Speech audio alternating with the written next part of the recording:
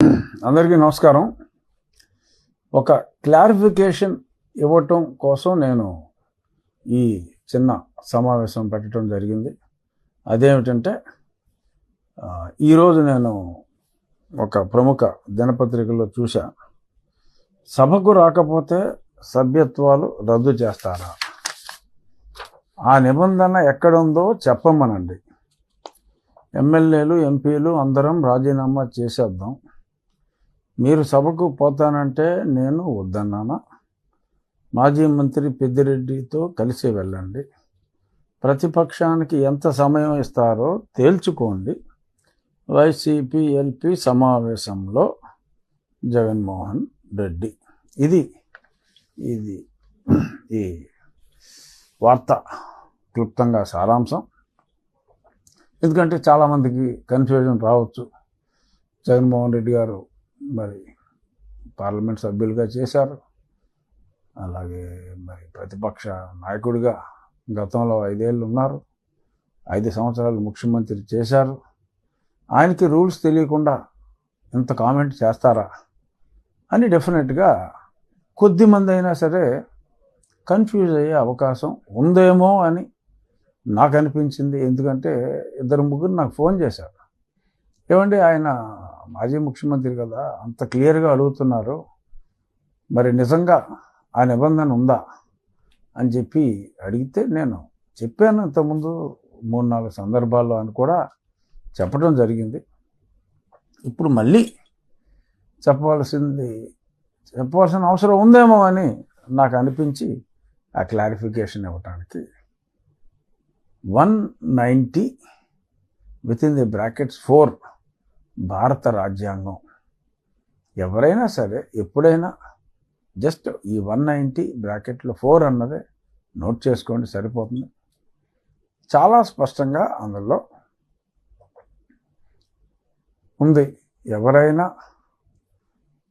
Leave of absence అడగకుండా కంటిన్యూస్గా సమావేశాలు 60 రోజుల పాటు రాకపోతే వారు శాసన సభ్యత్వం ఆర్ పార్లమెంటు సభ్యత్వానికి అనర్హులవుతారు అని స్పష్టంగా ఉంది. అది అసెంబ్లీకి under 187 (2) rules of procedure and conduct of business in the AP అసెంబ్లీలో ఆ రాజ్యాంగంలోని ఆ 190 అధికరణాన్ని తీసుకొని అసెంబ్లీ రూల్స్లో కూడా చాలా స్పష్టంగా పేర్కొనడం జరిగింది. ఇది కూడా అసెంబ్లీ ఆ రూల్స్ కూడా నెట్లో ఉంటాయి.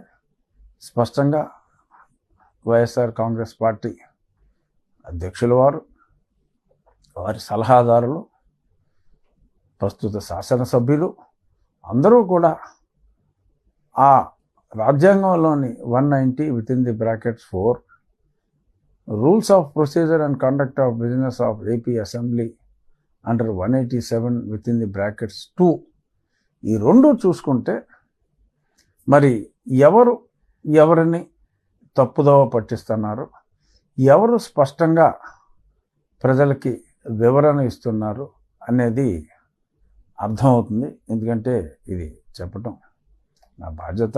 ఇకపోతే మరి ప్రతిపక్షానికి ఎంత సమయం ఇస్తారో మరి కొంతమంది ఎమ్మెల్యేలని వెళ్ళి తేల్చుకోమన్నారు.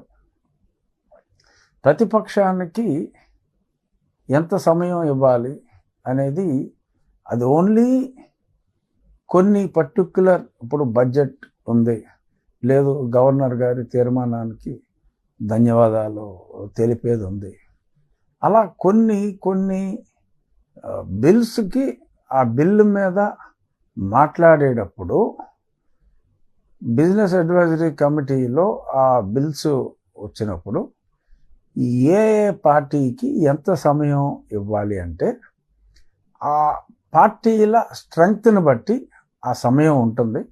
అది ఓన్లీ సూచన, స్ట్రిక్ట్గా దాన్ని ఫాలో అవ్వాల్సిన అవసరం లేదు. ఎందుకంటే ఇండిపెండెంట్ మెంబర్స్ కూడా అవకాశం ఇస్తారు, ఒక్కళ్ళే ఉన్నా కూడా వాళ్ళకు కూడా అవకాశం ఇస్తారు, కొంచెం తక్కువ సమయం ఇస్తారు. ఓవరాల్గా ఫర్ ఎగ్జాంపుల్ ఇప్పుడు ఎంతోమంది తెలుగుదేశం పార్టీకి సంబంధించిన సభ్యులు ఉన్నారు. వాళ్ళకి 5 నిమిషాలే సమయం ఇస్తాం, 10 నిమిషాలే సమయం ఇస్తాం అంటూ సమంజసం కాదు. కొద్దిమంది మాట్లాడే అవకాశం ఉంటుంది. ఎందుకంటే ఆ పార్టీకి 10 నిమిషాలే ఇస్తాం అని అన్నారనుకోండి, మరి 130 మంది పైబడి ఉన్న ఆ పార్టీలో మరి అంతమంది సభ్యులు ఉన్నప్పుడు వాళ్ళకి నేను ఆ 10 నిమిషాలే ఇస్తాను అంటాం సమంజసం కాదు. సో కాబట్టి మనకి లోక్సభ ఆర్ ఎనీ అసెంబ్లీ విధి విధానాల్లో ఆ కేటాయించే సమయం బిజినెస్ అడ్వైజరీ కమిటీలో కూర్చున్నప్పుడు డిసైడ్ అవుతుంది. వీళ్ళు యువజన శ్రామిక రైతు కాంగ్రెస్ పార్టీ వారు బీఏసీకి కూడా రావటం లేదు.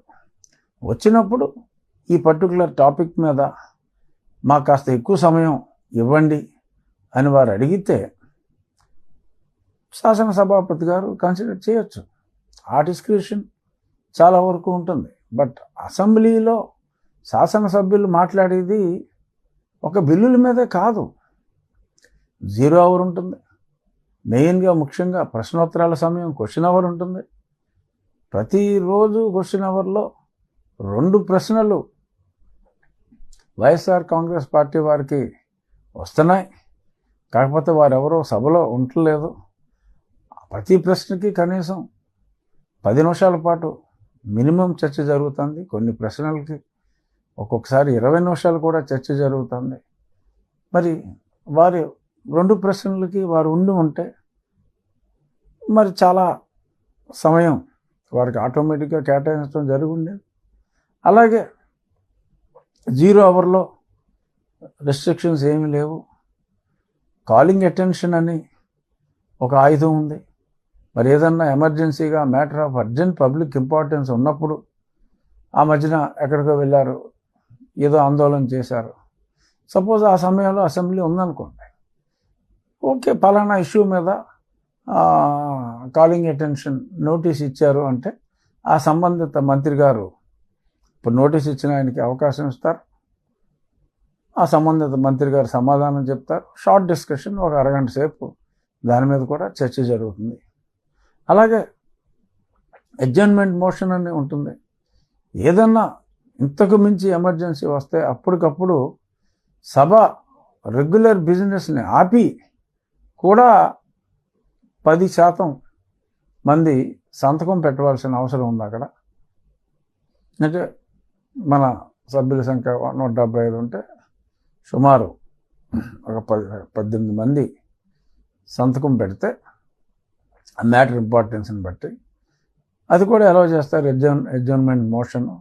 సో ఇలాగా సభ్యులు మాట్లాడటానికి ఎన్నో ఉన్నాయి శాసనసభలో.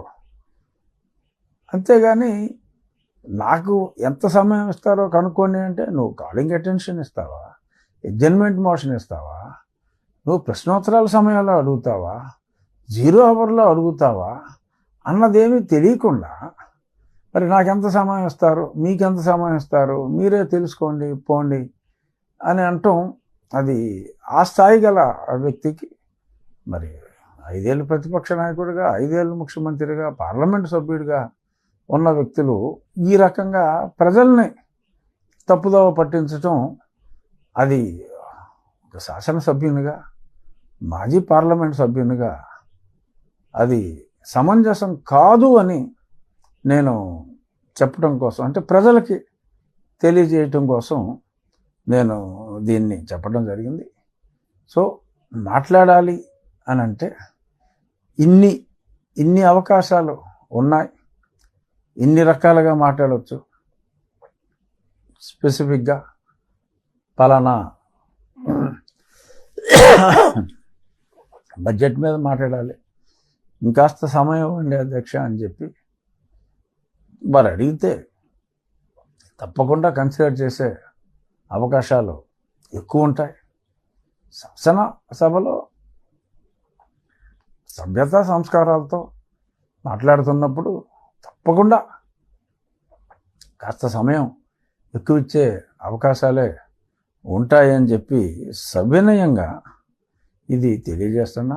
ఇంకా మరి గతంలో మరి ఇప్పుడు ముఖ్యమంత్రి గారు సభకు రాలేదు, అప్పుడు మేమేమన్నా ఈ రకంగా ఈ రూల్స్ చెప్పామా అన్నారు.